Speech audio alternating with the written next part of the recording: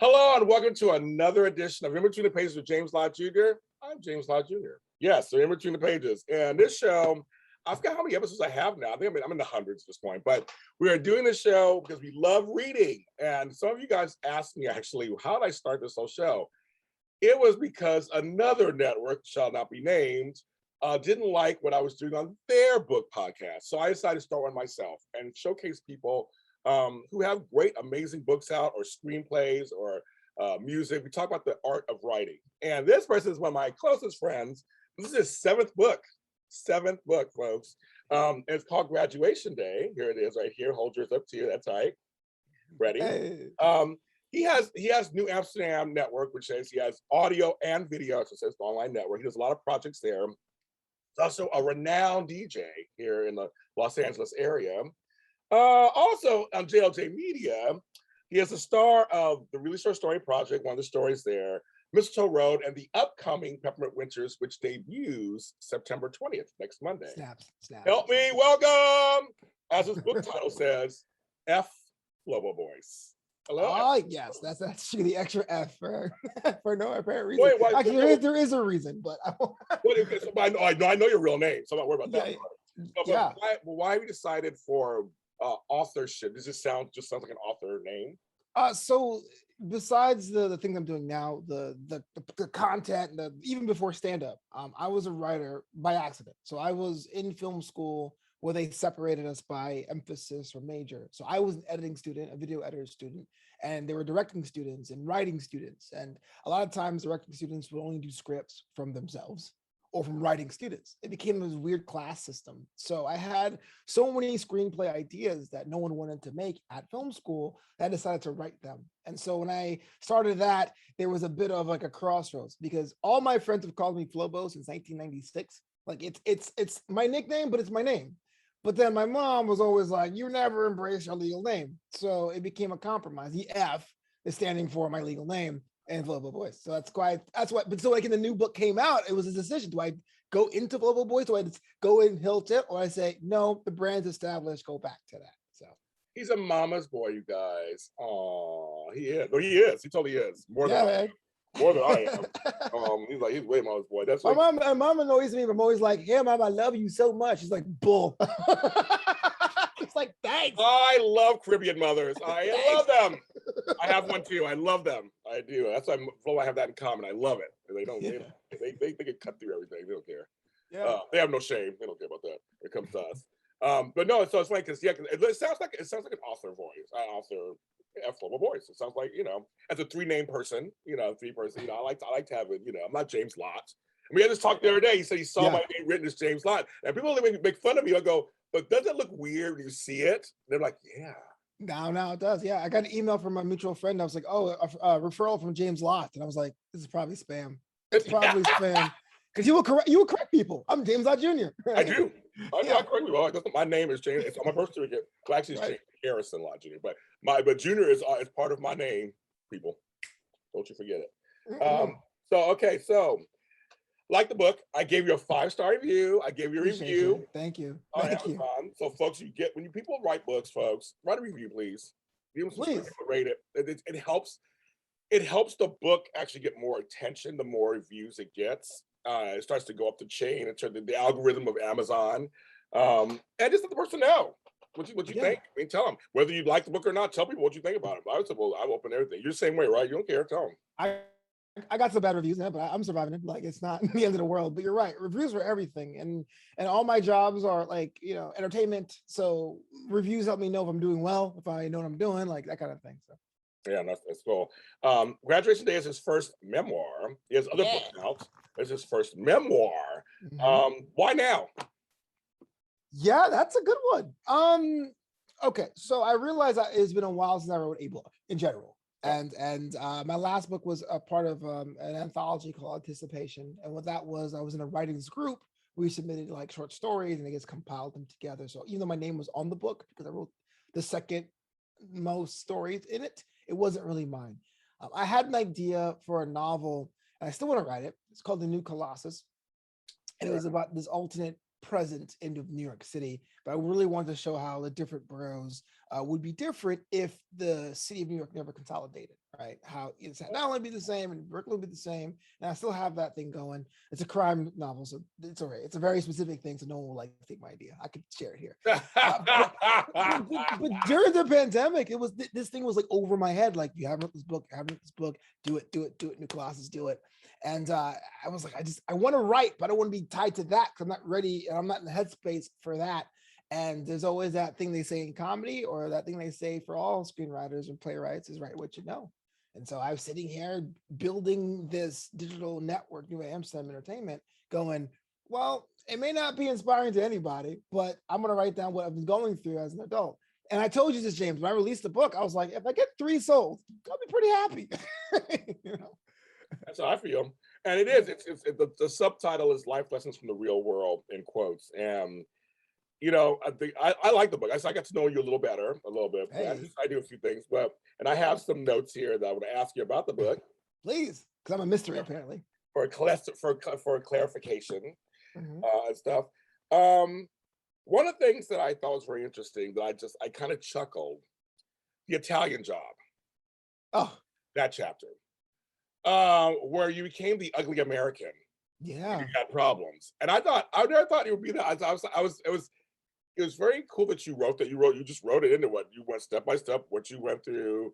Of course, you wrote the hindsight. You're writing the hindsight that you're like, I know I probably shouldn't have, whatever. Right. You got a nice innkeeper later, but when you had problems with your hostel and stuff, it was just funny that I was kind of like, oh, Flobo was an ugly American for a moment. Yeah, and it's funny because I was that kid in college that I studied abroad in Costa Rica between my 3rd and 4th year of college. So I was totally that guy. Like, the world is different once you leave your borders. You know what I mean? Have you tried? I'm getting the passport. Like, I was that person, but I would travel with friends or with family, or even with solo. I'll be in an English speaking country, but here I was solo in this English speaking country, and I wasn't a professional traveler, because you can be solo and travel the world and do it. I was just doing this for work, so it was like this moment of like fight or flight or fear, and you do things you don't like, and so I hated myself. And I mean that in the general sense. I'm not like self-harm, but I hated myself for doing it. But like, I felt like that was important, because it's very easy to say from the pulpit and say what you should do in life. You should do this, that. How many weight loss books have I read? It was like, stop eating and work out more. You're like, come on. But I'm telling you that I was in the thick of it. I know how tough it is. And so, yeah, that was kind of one of the fun chapters when I was done with it, sharing that story. Well, it's funny because also when I was reading it, and you're like, and I'm going the wrong direction. I was like, oh my God, like I totally felt that, because I've gone to country solo, and sometimes you get mixed up and things happen. And I was like, oh my God, it's going the wrong direction. You're like, I gotta get off anywhere. And I literally, that whole page or so, you telling that part of the story, I feel like I was there. I really, very descriptive. I felt like I was with you going, okay, what are we gonna do now? Like, how are we gonna handle this? It was a trip. Oh, man, thank you so much, man. All that DJ gear on my laptop being like, I'm in the I countryside. know. That's so great. It's just so great. Luckily, you did this while there was technology. 'Cause I'm thinking, if I had done this when I was in Europe, when there was no cell phone, really service everywhere, I would have been screwed. But at least you had absolutely. Your phone. Yeah, absolutely. Like I wonder how like my family or generation before did that, when they traveled to like a new country and was like, well, we're going to make it happen here. Because Google saved me, man. It really did. In fact, here's a little bit of an addendum. At the wedding, that wedding I went to, it was supposed to be working with an Italian DJ, and I guess they never confirmed him to be there. So we had to call him frantically to show up. So he was on the beach with his kids. So he was late, and he brought all of his gear down this hillside to the wedding. And he was setting it up just very haphazardly, because he's like, I'm late. But I was like trying to tell him where I wanted to do. He's like putting on lights and strobes for like the first dance. I was like, so I didn't know how to say anything. And I popped out Google Translate. And it's good enough now to be like, no, man, turn off the lights, or no, man, put this here. But 5 years ago on Google Translate, it'd have been so disgustingly corrupted that it'd have been like, what are you saying? So it was technology saved my butt for sure. You're like, I'm a cracker horse. What's going on? I'm like, what are you saying to me? I'm like, I'm a plant chair. Like, what's that? I don't know what that means. Yeah. What does that mean? Yeah, thanks, Google. that's Google. That's totally Google. That's all. But that chapter was very interesting. But in the end, you had somebody take you in. It was really nice, and you talked about that. It was really very cool. Now you talk about your physical appearance in this book. It's something that I did a book on that too. I did 2 books on it actually. about weights and stuff. But you talk about a period where you are the excess skin and Right. getting the surgery. But I want to ask you, there are two things that stood out for me. One, I forgot. Okay, kids, come closer. Okay, I forgot. Okay, I forgot it was called You Caring before Oh. GoFundMe. I forgot about that. That Oh. GoFundMe came later. That there were other names, and there was also an Indiegogo. So there was a couple of ones that Yeah. kind of failed. They didn't really last. GoFundMe was the one that stuck so far. But I was like, I remember that. I forgot that's what it was called. Yeah, I was actually looking to research the book. I was looking at, I kept all the donations in a separate folder on Google because I wrote everyone a thank you note personally. So I was looking for GoFundMe in my Google archive and I couldn't find it. I was like, what the hell? And I was like, oh wait, he donated. Brian, whatever. Oh, You Caring? I forgot about that too. So I totally get you. Dumb name, but GoFundMe's much better. But Yeah, I remember that. I forgot. Also, you didn't go into the complication in the surgery. I did. You I said did. it's another story. So is that just you don't want to go into detail in the book, or is it for time, for size, or just you don't feel like sharing it yet? It was for the theme, right? So the complication of the surgery, I'm not sure if anyone knows this. I mentioned this on some of my shows, but I had fleur-de-lis amnioplasty is a cut that goes from my chest to like my waist, and I have another cut from my hip to hip. So it's like an inverse T. And about 3 days after my surgery, my right side, my suture line had opened up. So I had a gash about 4 inches long and about 2 inches thick, and I was bleeding out on the side of my leg. And at the time where it opened up, my mom, who was in town because she was a nurse and she was going to help me out, had went to Rite Aid to, thankfully, went to go buy gauze. There's not knowing what happened. So it opened up, and I won't forget this. I was on my couch. The George Clooney movie Up in the Air was playing, but I kept feeling something warm, and it was blood, because blood is super hot when it comes out of your body. I had no idea. So I'm like going to the bathroom to wash it off, and it just keeps coming and keeps coming. I was feeling like cold because I was like, this is the end. And I got on the floor trying to find a way to so I can reach around and use what ab power I have left from an ab surgery to compress the wound. My mom got back saying, you know what? If I die, then that's okay. Like it was my fault. I went to go get cosmetic surgery. I should have left it alone. I played with God. My mom comes back, sees me on the floor bleeding, and you're a nurse too, James. There's a certain tone that doctors and nurses have when you're like screwed. It's like she's like, it opened up. And I was like, no, you know what I mean? So I had this compress on the side of my hip. And I thought I really was going to die that night. And so I got in the couch, because you can't lay on my stomach because I had ab surgery. I can't lay on my side because I'm bleeding. So I was only on one cheek, my left butt cheek. And I go, man, if I survive this, man, what regrets do I have? Of course, we have all small regrets, but the big regrets I had is that I never learned about it. I was like, oh, what to talk about? And transcendent comedy, which I also talk about in the book. So the complication that night of me thinking I was going to actually perish influenced 2 other chapters in graduation day, but I felt the actual moment of me doing that would not necessarily fit in a way that I would bring it home and be like, so anyway, just dig deep, or pray. Like I didn't know how to wrap up that into the whole, nuggets of wisdom for adulthood. So I left it out, but it related to other things. I don't mean to laugh, but that part is kind of funny how you can wrap it up. I wish I could have been in the book. That's an incredible story, and that's something that I knew the story before because we talked about our near-death experiences, so we talked about that. And I just think it's just I'm so glad you're here. I'm so glad you're here. I'm so glad Yeah, me too. I would have met you. I would have met you when here. But it's just one of those things. Luckily, your mother, who was a nurse, was there. Right.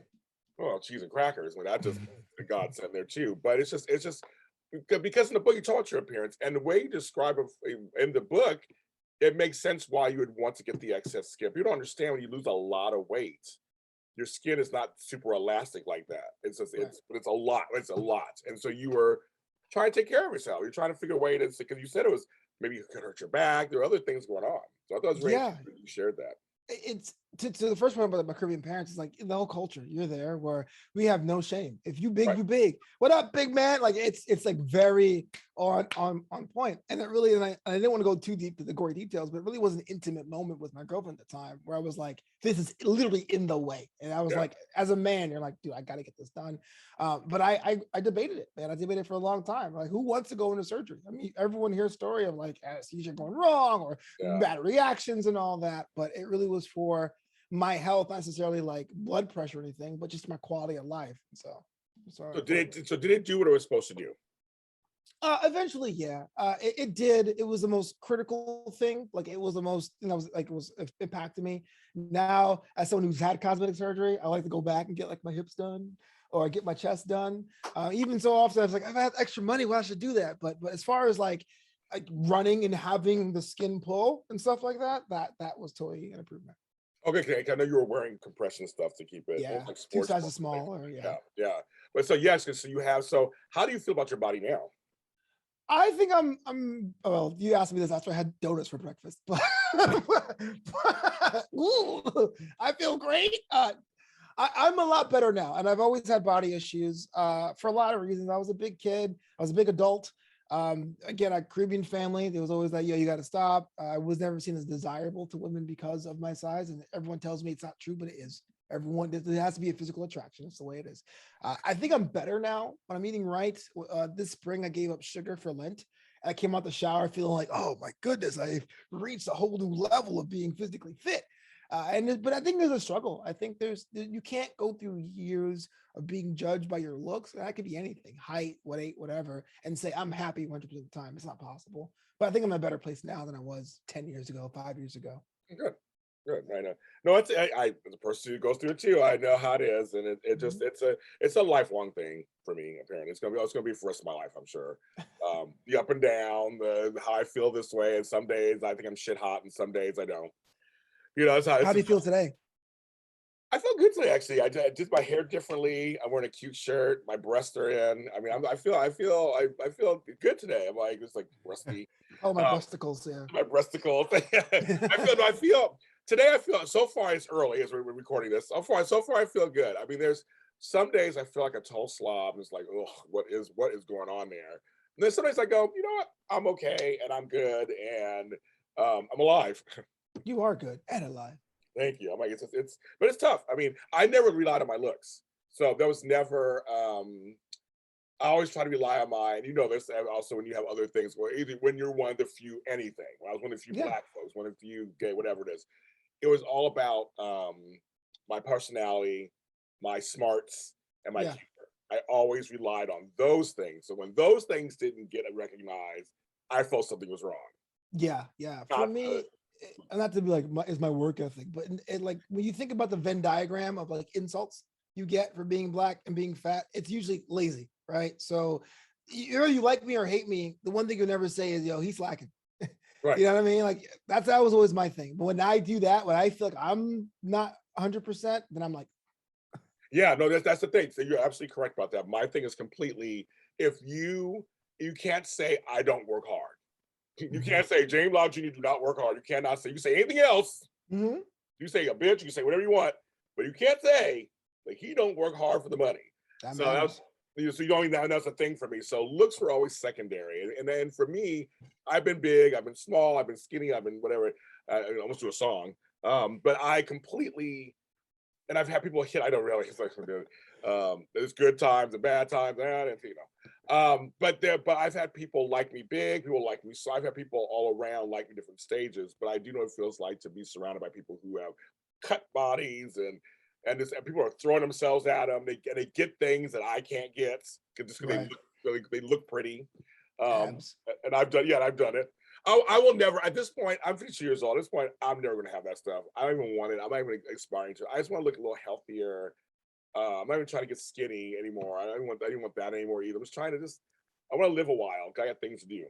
Right. Absolutely. You'll be here for like 45 or 50 years. Oh, well, yeah. Mhm. I don't know if I can live that long. I'm already 52. I'm going to live 50 years. That's 102 years old. It's possible. Let's do it. We'll black to crack. We'll do it. I love that. To my stand up, my favorite thing, of course, because I'm scared Woo. to death. But With the golden microphone in the back. yeah, I know. It's not fun. Really. I'm scared of that. I'm scared of it. That's my singing and other career. That's not for Mhm. stand up. I know. And you shared your first time you did stand up. Yeah. When you wrote that chapter, when you were writing that chapter, what did it feel like to go look back and reflect on the first time you did stand up? Well, it was a day that I realized that's what I wanted to do. If not stand up, definitely entertain people. So I was kind of looking forward to that chapter. Oh, okay. That chapter was actually the easiest one to write for me. Oh. Not necessarily like the mechanics of it all, the placing, but it was like if anyone can show that it was a thing I always wanted to do, an external stimulus, in this case, a living social coupon to do it, and then sticking with it, I think that will be the whole, like the overture of what this book was about. So that was a lot of fun. And going through the fact that I was like dead nervous until they called my name was something I did not expect. When they called my name, I was at home. I was like, yeah, cool. The video isn't that great. You can still find it online. At the time, he's like, oh, you were nervous. And I wasn't nervous when I was on stage. But I mean, to me, that's the thing I wanted to share. Yeah. Living social. I forgot about that too. Yep. I know it's still out there. Yeah. I know It merged. That's why. Yeah, I know It like merges. Yeah. Yeah. So I'm like living social over that. But I want to really know. I mean, like before that coupon, before that thing, were you thinking about it? Kind of. Were you like, was it something that was kind of on your brain? It was always a dream. It was always like, I would love to do that, but I would love to do that, but like the time, I love to do that, but the money, I love to do that, but how I start. And that's the thing we always tell ourselves before we not do something, right? And so we live in a world where we have the sum of human knowledge on our fingertips, like in our pocket. We go, I don't know how to start. So to my ex-girlfriend's credit, she was the one that goes, stop talking about it. Here you go. And go for it. And yes, it was all me making that jump and stuff like that. But it was always something that I thought that only legends can do. Because Jay Leno and Letterman were in a class and I didn't know because they looked like me because they were humans, but they didn't look like me because they were white. Like I didn't know how to do it. So yeah, it took a little bit of a nudging. And I think that's okay. I think sometimes those big decisions may take a friend to be like, go for it. And for you to go pursue it. But yeah. Yeah, that's how it was with my music. I had people, so two producers said, you have to do a song. I've been wanting to do one. You have to do it. Write one. I'm like, Lost and Found was pretty good. It's like, oh, he's taking me on a journey. Yeah, I had a lot. It was the song. It was there's a group called the Pixies and Nirvana. They did the hard soft, and that's why the song goes through different changes. We try to okay, yeah, the Pixies. That's little history. Deep So, cut. yeah. Talk about living social and you care. Yeah, I know we're doing the artists of deep cuts. I love it. But that's the thing. But that's the thing was I was nudged to do it. Also, it's like I mean I'm a go-getter anyway. But there's sometimes there's been a few things where I am nudged in a direction. You go okay. So you should never minimize. Of course, you're the ultimate person. The person ultimately did it. Right. But, so thank you to whoever it was that said, well, stop, get shitting off the pot. Come on, do it. Right. That's just as important. That's just power of friendship, power of a network, whatever you want to call them. Yeah, I totally agree with that. You talk about some of your rise and falls, your businesses, business ventures. So I knew about them already. I know them in detail. I get to see the details, but the original New Amsterdam, the original ad, and 26 Stone was something you had done before. Everything. I have my original New Amsterdam book here. It was let's supposed to be a stationery company. So it's so cute. The logo here has the K and the A. I love it. And then New Amsterdam. I love it. I have like 10 of them still in the house. I'll get you one. Yeah, I want one. Here's my failure. Send to your house. I want one. I want your failure. I want it. No, but it's funny because we all have things we've tried or whatever goes on. But was that tough not to censor yourself when you were writing those chapters? That one was hard because the failure of New Amsterdam and once you read the book, you'll know that 2018 was like a year where things kind of came off the rails because this whole business venture was financed from a cushy job I had. I ended up losing, and so I was in debt.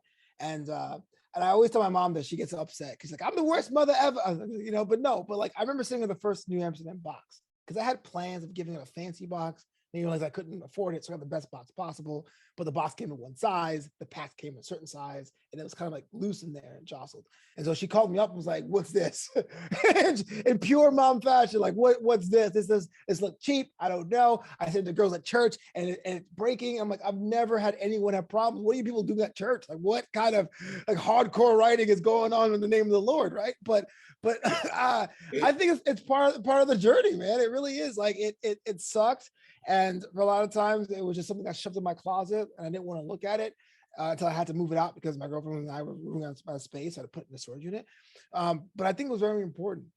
Too many times we go to the commencement speeches, which is what the book was centered on, my commencement speech. We're And gonna get there, everyone, yes. they'll either say something like, "Oh, you can do it," or "Keep trying." And okay, I you can do it, and I did it, and it didn't go well. Is it a sign to move on?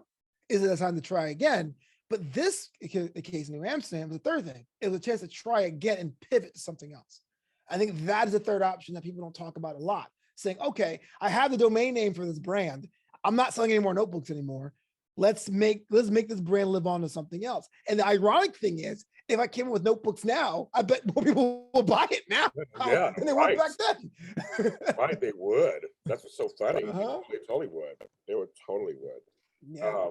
They would buy them now because notebooks are big. It's like they're big again. People are writing and stuff again, so they're really cool. You could be a Paper Source, those kind of stores. Yeah, why not? Like that. Good advice for college. Mm-hmm. Your advice for life. Advice for college, advice for life, man. Things they wish they didn't tell me. And we'll get to extra speech last, but I want to go to the advice for life. I had a couple of things in here. Okay. This is what we do on the show. We dissect. Yeah. Get to know Flobo a little F Flobo Boyce a little bit. Right. So they're like almost like appendices in the back where I go into the whole. Yeah. Just letting your views know. That's good. And if you're listening to this, you're screwed. Okay. The Flobo's nice to his listeners. He's like, well, if you don't see it, I'm like, I don't. You just I love it. We get screwed. You're Come here next week. Come here next week. See you next week. I'm good about that. Okay. All right. One of the things that I completely agree with: silence is golden, compassion is currency. Love that one. How'd you come up with that one? For yourself. Well, listening to people, not so much on the podcast, that came a little later, but like listening to people in conversations, right? Because I grew up in a two-party household. My dad's a staunch conservative, and my mom never registered to vote, but she would be liberal. And a lot of times when they argue politically, they would just argue. But I learned from a very young age just to listen to people, because when it comes down to from the politics world, right wing or left wing, we all want the same thing. Like, we want to be safe. We want to put our kids through decent schools. We want to be able to give our children an opportunity. It just comes a part of how we do it and who's to blame for it. And so I think that was the first thing for me to sit there and listen. I also took leadership classes and peer negotiation classes in high school. Another side story, I wanted to be a football player at the time because I was a big kid. And when you're big in the hood, they say play football. If you're tall in the hood, they say play basketball. Mom didn't want to do it because she heard about concussions even back then and was like, I'll sign this, but if you don't make the team, you got to take student government. I was like, yeah, whatever, Mom, I'm going to play football. And it lasted 2 weeks. So I had to take student government, but to take student government, I take peer negotiation classes, listening courses, leadership courses, anger mitigation courses. So I thought that was where it comes from. The compassion thing is, once you learn what people want, it's really easy to service. A lot of times it's just someone to listen to what they're mad about. That's what customer service is. I'm sorry you feel that way. Here's a coupon. Like, that's just the way it is. And so when you can listen to people and offer a solution, or at least be there and pretend, but like at least like have a semblance of wanting to help, then that puts you ahead of a lot of people in the game. Flobo's smart, folks. He's not a dummy. Go. Days are long and years are short. I did not know that until I turned 46. Mm-hmm. I learned that lesson. You've learned it way earlier than I have. How'd you come to that conclusion? Besides the pandemic, man. Them days were long. Yeah. That was the film career part of my life. So I came out to California. That's what got me to California. I was going to be a film major. I was going to be a filmmaker. I was going to be an editor. And to do a lot of these things, almost like a practicum, you have to be on set. You have to be on set, and set work is like old school factory work. It's 12 hours, 30-minute lunch. And you will count the hours very slowly, because you're doing something like getting people their coffee or holding up a microphone or fixing lights, and you can count the days and go, or count the hours and go, oh my gosh, when am I getting out of here? But then you look around, you blink, you go, oh man, I was in California 3 years, 5 years, 10 years. What's going on in my life? What do I have saved for retirement? Is there a retirement? Like, what's my career path is? And the pandemic was the best thing about it. I get up with nothing to do for months. And it felt like I was just in this weird state, but I blink and 2021 is almost over. So it's very true. I mean, it's a good lesson to learn As early as you can. I learned it later in life. It's true. And another one off of this one that's very similar to mine, but almost the opposite or the inverse. Grandma was right. Save 10% of what you make enough cash on hand to pay for urgent care. I was told to have cash on hand, my grandmother also, but she told me to take 10% of what I make every check and spend it on myself. So it's not almost the opposite. It was like you work very hard, you got your bills to make sure your bills are paid and everything, but make some for yourself, have some fun for yourself. Go buy something for you, whether it's your favorite food or a shirt or whatever. She was like, don't forget that you worked hard for this. Yeah. If you can. So it's kind of funny when you said it. It's like grandma's done all kinds of advice with money, all grandmas, but it was funny. Yeah. It's too, my mom was definitely like, put money away from the doctor. Grandma was that way. My dad was like, pay yourself first. He was very enterprising that way. You pay yourself first and then you deal with everything else. So I could see that. I could totally see that. Mhm. Now for advice for college, a couple of them maybe chuckle. With those of us who went to college, we will relate to some of these. 1 a.m. is the official hour of bad decisions. My grandma's always saying, anything after midnight is nothing good happening. I'm like, that's when the best stuff happens. Relating with Yeah. So anyway, so yes, 1 a.m. I can tell you the craziest story about that. And I swear it's PG. It's PG. It's PG. Okay. I don't know what your listeners are doing, you know. I was at a party with a girl I fancy. I was at a party. It's true. It's true. It was at her house, and we were playing cornhole, the bag games, the beanbag games, and it was like 1 o'clock, 1:30, and she goes, "Hey guys, it's been a lot of fun, but I gotta go." And I was like, "No, I would love to hang out with some more." She goes, "No, I got church tomorrow." I was like, "I'll go with you." And she goes, "You would?" It's like, yeah, it's like, it's Greek Orthodox. I'm like, no problem. And so I went to Greek Orthodox church, 7 a.m., completely hungover, not knowing a word because they don't speak English at Greek Orthodox church. It's very sing-songy though. It's very sing-songy, but it's not. It was the deep end. It was a deep end. I was like, I felt so bad. Like, yo, please, I'm sorry. Don't spite me here. Spite me outside. I don't deserve this. That's hilarious. I like that. Also, never go to a club meeting just for the pizza. It's a trap. Yes. Oh, I was in RA in college, man. Hey, who's gonna come to this anti-drug thing? Oh, free pizza. Who does go? Like, you know, like I'm just here for the pizza. Or you will like do part of the lecture and hold the pizza aside. You will get mad, like, yo, you said. So pizza is bait. It's bait. That's hilarious. It is bait, actually. It's very cautious, very bait. And the last one that I liked a lot, which is very true, folks. I know this to be true. Like, I know it back of my hand. An 8 a.m. class in high school is not the same as an 8 a.m. class in college. It's show ain't. It's show. I mean, my first, I know it's all about you, but just 1 second. Yeah. My first semester, I'm like, oh, I'm gonna get the class done early. I'm gonna go do early classes. I'm gonna work it out. Meanwhile, I'm partying at night because I was at Cal State Chico, so I was all doing my stuff. But I was like, I'm gonna go early in the morning. Ooh, that is the raw. I was like, my classes started at 11 or later. I was like, I learned that first semester. Nope. Absolutely, yeah. Same here. Oh, I'm out by 10:30 my last semester of high school. All right, cool, fine. I'll do all. Same here. That was me too. Same here. Yeah. No, I can't. No, it's a college thing, folks. You guys went to college, you would understand that one. I know that one for sure. Before we get to the commencement speech, what I'm gonna talk about too. Something that I actually watched you kind of go through this a little bit because I met you a year or so or a couple years after this, but I've been watching you for the last year or so, 2 years or so, kind of, I guess almost 2 years at this point, becoming into your own as a CEO. Because I know that's been something that first you weren't sure about again because you had those previous experiences. It's all we always remember the previous experiences. But I'm watching you kind of grow into this. So as you're writing this book and where you are now, was it interesting to look back and go, wow, I really came from there? Was it, what sort of thoughts going through your mind as you're writing the book in the space where you are now? It reminded me of one of those like those superhero TV shows, like the CW ones, because they have 27 episodes a season. It's like a villain comes in and the Flash is like for 20 minutes goes, I don't think I can beat him. And someone goes, run, Barry. And he runs and he beats him. You know what I mean? Like the things I stressed about and I worried about was like, bro, you had the tools then, you had the power then, you had the network then, just do it. But when you're in it, you're like, oh, I don't know, man. A form that has to establish myself as a DBA. What's that like? I don't know what I'm doing. So that was kind of cool. And I hope that's the part people see and go, okay, like I can probably have a chance. I'm not alone. Let me go see if I can on my own journey. But yeah, seeing things that tripped me up from above was like, that tripped me up. It's just surreal. Did the book itself show you that?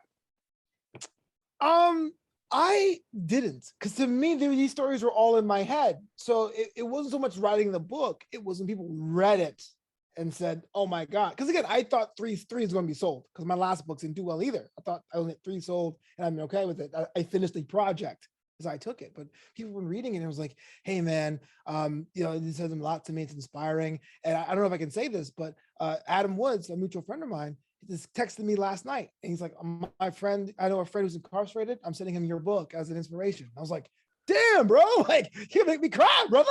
You know what I mean? I had no idea. Like it was my story. I guess it was supposed to be inspiring, but I didn't think the actual inspiration was going to happen from it. I think what people don't realize, like Aunt Faye says this all the time, you never know who you'll make smile. We always talk about how you never know who you'll make mad or make sad, or you watch, make sure you be careful and don't do people bad. But when you actually do something positive that has no real, consequence, there's no agenda. It's just like I put something out that's positive to the world. It'll make people smile. You don't know how it's going to affect people. I'm learning that all the time, and I think now you're going to learn that. It's like that people, and I say this, and I have no shame in saying this, as Black people, we have to share our stories. We have to document this time period. I feel like the next generations, my grandson who's 4 months old, Trenton, needs to read your story. He needs to read my story. He needs to read stories from my friends who have books that are documenting pieces of their life as Black people in this country. I think it's important. I think we have to. Yeah. I think we have to. So good for you for doing that. I don't have a lineage of my own, but you're right. The more we've done, the more we document, it's going to only help the future generations. Well, you don't have a personal lineage, but your lineage is younger Black men who are younger than you. True. They're coming up. That I have the whole village mentality thing, and we're part of the village, and I think it's just part of our job. So whatever we put out, it just shows them something. I mean, it just shows them that either you can do it, or we're connecting them to something that's on our show, or connecting to something. I mean, I just feel like we have to. I'm just very adamant about that. I think we need to tell more of our stories, and they don't have to be so super sensational or super dramatic or super anything. Just like, here's what I did. Here's how my life went for the last 10 years. That's just something I think that's what your book does. It gives people a chance to do that. Now for the commencement speech. Oh yes, I'm going to read the whole thing, Steve. Can I jump in about the whole idea of the brackets of the book, like the what started the commencement speech? Not yet. Okay. He's a host and interviewer, folks. He can't. No, but okay. Look, Okay. I'm not a host right now, is what I'm saying. Exactly. So just sit there. Okay. So the commencement speech itself, but at the end, which I think was a smart thing to do, of course. But You tickle me, James. You tickle me. Oh, that's how we are. Just here. That's how we are. You're getting a glimpse of how we are. That's how we are. He knows I love him. Okay. No. The commencement speech, I really liked it. Oh, thank you.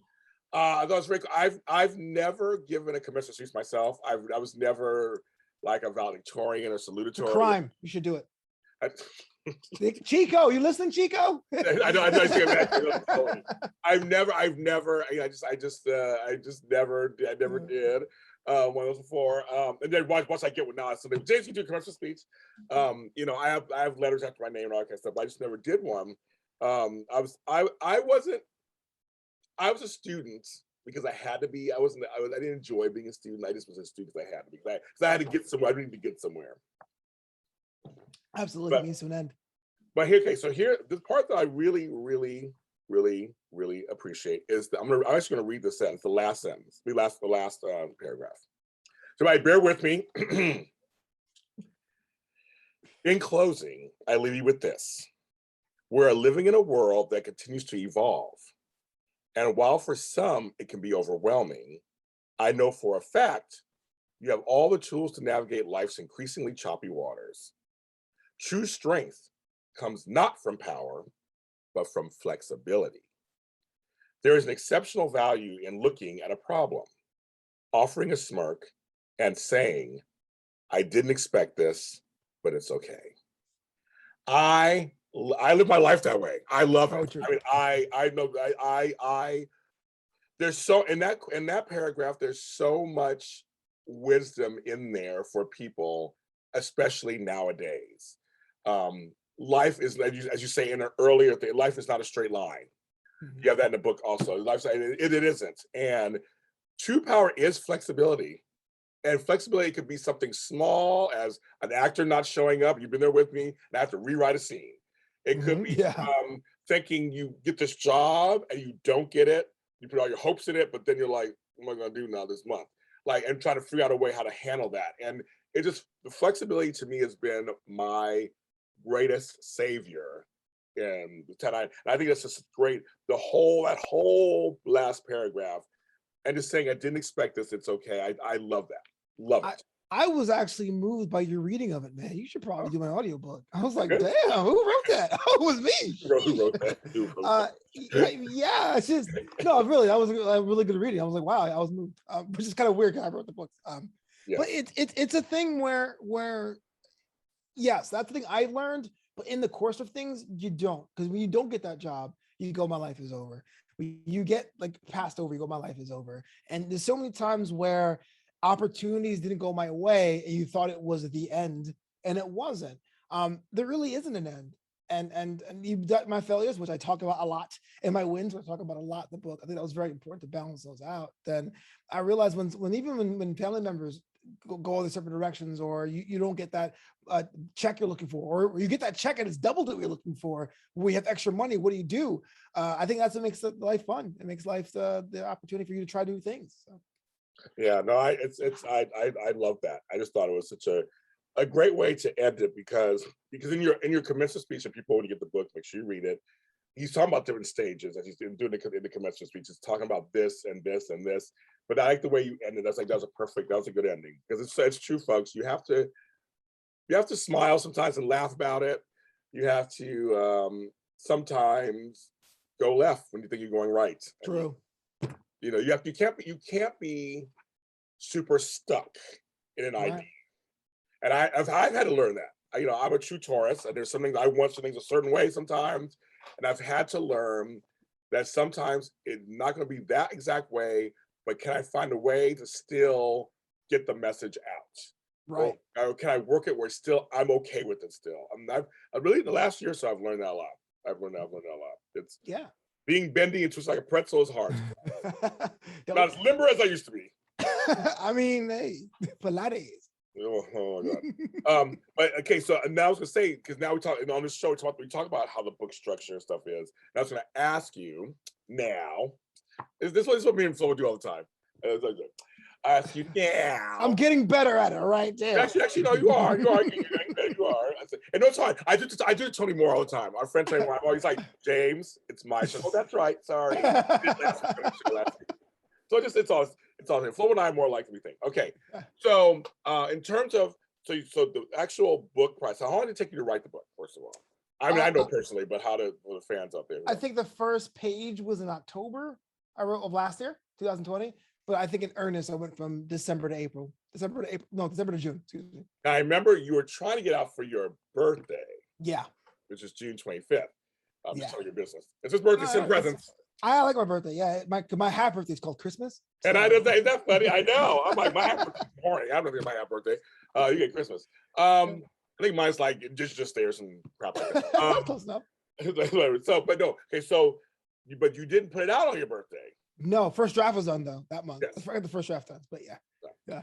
And so then, did you write? So the process? Did you sit down during that time period and just write whatever the chapter you decided to write? That is how you did it first. So I did the prologue first. That was the one I did in October because that's. Can I talk about the prologue? Is that okay? Is that a question? I don't know. It's just, I just let me know. The prologue of me, my actual graduation day, because my commencement speaker, I mean, was capable, but it really wasn't inspiring. It was like a regional manager, like the first course Florida manager of Walmart. and he was talking about like whatever he was talking about, don't give up, try really hard. And I was like, well, okay, other schools got Obama. Like, what do we get? Like, it was crazy. So I wrote that in October, but everything else was kind of like a menu because there really isn't a direct line to things on purpose. So I did chapters I wanted to write. So the comedy one was easy. The wrestling one was easy because I love that so much. The Italian job was kind of fun to go through it. And there were difficult ones. The roller coaster chapters, the one of me getting into a roller coaster again was the hardest to write because I had to go back to a time where I had that innocence of looking at the world with rose-tinted glasses. Rose-colored glasses, yeah, and being told, no, you are fat and nothing is built for you, brother. And being, in a way, kind of ashamed that I worked out because I had to conform my body to fit in society. Putting in that process and doing it, I learned to love the body I have now. And therefore, I don't think I'm conforming. I'm just unleashing another layer of myself. Writing that chapter took me like 2 months because I just did not feel comfortable finishing it or redrafting it, or rewriting it. And that was a mess, relatively speaking, as far as getting me emotionally through it. So it was a journey. Some chapters were easier than others, but yeah, I was writing one chapter about Adam Sandler when I met Adam Sandler, and I go like, you know what? No one cares about this. I'm calling it done. I'm gonna shut it down. So yeah, if I was to my own devices, this book would have been 1,000 pages long. And it'd have been like this long thing of every story I had, but I had made a decision to cut it off to really have a nice short story that people would actually read and wouldn't feel like homework, and they can share with their friends, all 3 of them, because again, I was thinking 3 was going to be sold. So that was kind of my thing. Are there any chapters that are not included in the book you've written? So the Adam Sandler chapter is not finished. The real gist of that is when I was first talking about DJ business, I got a call from a florist who was Adam Sandler's florist that wanted me to DJ a celebrity. I tell you this story real quick because this is bonus content, y'all. Bonus content. I love it. He called me up. He's like, hey, I need you to DJ the celebrity's bat mitzvah, basically the kid's daughter who's turning 13. And I go, who is it? Can't tell you. And I don't know if you guys know about bat mitzvahs. They're a very important part of time in a Jewish person's life. And it's something you just can't show up blind to. It isn't like a birthday party. You got to know, hey, are you doing a hora? Are you cutting the challah? Are you doing the candle lighting ceremony? If you are, do you want 13 songs? Do you want one? Okay. So I'm stressing out. And of course, I'm a new business. So I'm doing it for dirt cheap, like $600. Like it's like nothing in LA. In LA, it means a lot because people are like, $100 is a lot of money, but not in LA. Yeah, so not in LA, yes. Roll up my cart and I'm setting up and I'm like looking around and I find the mom, which is Miss Jackie Sandler. And I'm like, I'm here to just do the bat mitzvah. And she's like, there's no bat mitzvah. It's like, oh, I thought I was in the party. He goes, yeah, Sadie's 12. You're fine. Just set up over there. I was like, oh, okay, cool. So no bat mitzvah. I'm feeling relieved. And I realized, oh, wait, these are all celebrity kids. Oh, wait, this is like a celebrity party. Oh, wait, that's actually Adam Sandler. So now I am a DJ comedian at a musical comedian person's house. I was like, oh man, how cool would it be if I got a picture with him to help me out my business? To say, hey, I'm Adam Sandler. I hired this guy and he's great. This will be a game changer. Tap my shoulder. His handler. It's like, hey, can you sign this form? I was like, what's that? It was the non-disclosure. So I couldn't tell people where I was. I couldn't ask for a photo. I couldn't ask for a high five. And I had to use the bathroom. I had to be escorted. And that idea of having this one celebrity client to change my business evaporated. So I'm like winning while feeling defeated at the same time, DJing this 12-year-old girl's birthday party. And spoiler alert, when she turned 13, she got Maroon 5. So whatever. Next year she got Maroon 5. But still, it was a kind of a cool thing. So I was writing that chapter, and I was like, you know what? I'm not going to finish this one. The book's done. Yeah, that's actually really strange, though. It's so fun. I mean, I understand. I work with celebrities in my organizing business, and yeah, we sign certain things that I don't like post pictures without their permission or whatever. But usually they want to promote me. Well, now maybe the culture's different now. I mean, they want to be promoted. So lots of them go, well, let's film. And like my girl was like, here's James. He's at my house. We're in the closet. And we're like, I mean, I think it's different now because you're right. You're like, I have this big celebrity client that I guess I could say yes, I did. He did hire me in my resume, but I have nothing to show for it. I mean, right. weird for it. Yeah, it's kind of. Yeah, and back then I'll take any promotion I wanted because when you start a business, they always get you with advertising, right? Yelp comes out the woodwork. Everyone's like, "Hey man, we can increase your business tenfold," and you don't know how to spend your money. There's no roadmap, especially if you're a minority or a woman or an immigrant. There's no one here to help you out to make a business, so you just like go throwing money at everything, hoping people see you. So I thought, man, I'm cutting my rates to do this party. And I couldn't even break a benefit of it. Life sucks. That's so funny. Yes, a little bonus story from what I asked. Yeah, bonus. So that's okay. So you were right. So you already had the commencement speech already. Obviously, you have the prologue you wrote first. You're writing stuff. So then, how did you? A book's a journey, and then a biography is a journey. So how did you pick where everything goes? Yeah, so I really wanted to start off with like the personal achievements, things I wanted to do. Like, oh, I wanted to be a comedian. I wanted to be in the wrestling business because those were dreams. That's what my family didn't encourage. It's more like they didn't really understand. You know what I mean? Like when you come from somewhere else where you're supposed to literally break your back for a living. 2 generations ago, my parents were butchers and sugarcane cutters. And I'm like, oh, I want to be in a wrestling business, or I want to be a comedian. It was like, get a job. So I wanted that first, but then at the end of it, I really wanted to show about what it means to be your own business owner, your own responsibilities, your own balance of that. So that was kind of like a journey in that way. So it was kind of like the fun stuff, the stuff in the middle that makes me queasy. At the end, it was definitely more like the industrial stuff. What am I going to do for my business? How am I going to hunt for my pay so I can eat, that sort of thing? Because eventually, we always think about that. You go to college with a good job. But it doesn't have to be office ABC. My job is I'm myself. I get to do podcasts in the morning, DJ on weekends. I do my own shows. Like it's a life that works for me. Yeah, no, I had talked with somebody yesterday I'm mentoring. It was like, you're doing my dream. Like I said, it took a long time to get here. I mean, my life is the way I want to set up, but it took years. I mean, 12, 13, 14 years. I mean, well, for me, 50 years, how long it took for me to get here. It just takes time to find what works. But I want to ask you a question that I know. Okay, jump in real quick before I forget. Right. I think I struggle with validation, right? I think if I'm successful, am I not? I always say I'm working on it.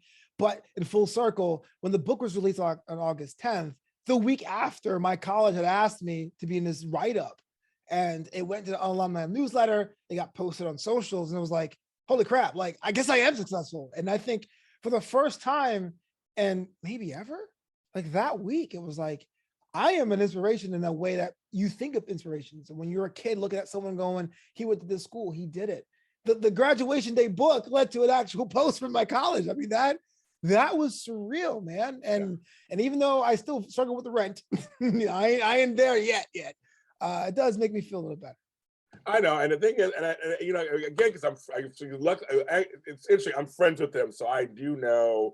Like some of the authors, I'm not friends with them, so I can't comment. I can actually comment and say, I know that you do struggle with that. I can tell you do. And I always say, you're successful. They're like, eh. And I'm like, you are. I think you are. I mean, to me, it's like when you're doing something that a lot of folks wish they could do, and a lot of folks are afraid to do, and you are having some views come your direction, and you are getting subscribers. It may be slow, but they're coming in, and you're being asked to do things now a little bit. That to me, that's successful. I mean, that to me is successful. I mean, you could be sitting, eating your hair, eating your beard hair in the corner.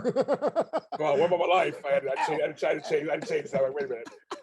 It's a saying I always say, folks, but I forgot. I'm looking at I can't say it. Hey, again, I only grew it because everyone thought I was Cory Booker, so I grew it out. So I was like, oh yeah, well, I'll show you. I grew it out. I like Cory Booker. I'm not him.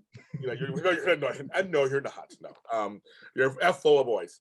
No, but I just say I think that it's something that I know you personally have always kind of trying to navigate. You're trying to navigate those waters of what is success, what isn't. You are an award winner. You have an award. I do. That means right back there. That's and you released. This is your 7th. Okay, so one's an anthology, whatever. It's still you're published. You have 7 books out that you're in. That's something that a lot of folks, and we love. This is a podcast about books and reading and writing, and I think that's something that's our friends are still trying to write that first book. And I celebrated that 7th book by buying your 50th. Yeah, The Pill Part 7, available now on Amazon. Help you out, brother. Help you out.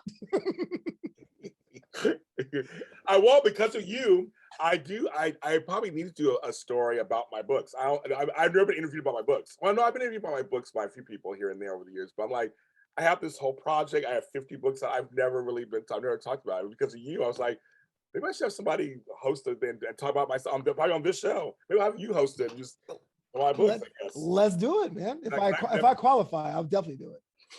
I know, because I never thought before, but I thought with your looking at your book and doing all these other authors, I applaud you guys for just being yourselves and say, okay, here's what's going on. Here's what's going on in my life. I'm gonna share this with you. Hopefully you get something out of it, whatever it is.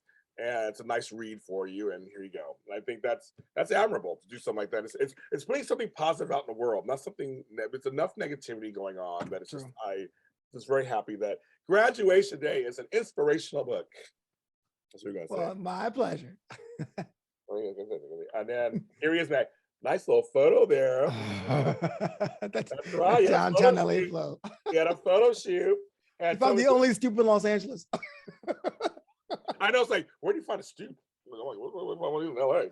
That was kind of funny. So, and tell me who the ones. There's some great people who took the pictures and stuff. Who are they? Let's give them a shout out. Oh yeah, Rich and Rossi Creative, Andy Rossi, Jeremiah Richardson. I knew Andy in the DJ space. Him, Jack, and I worked in the same company. So my friends were telling me, hey, you need some new headshots. I go, fine.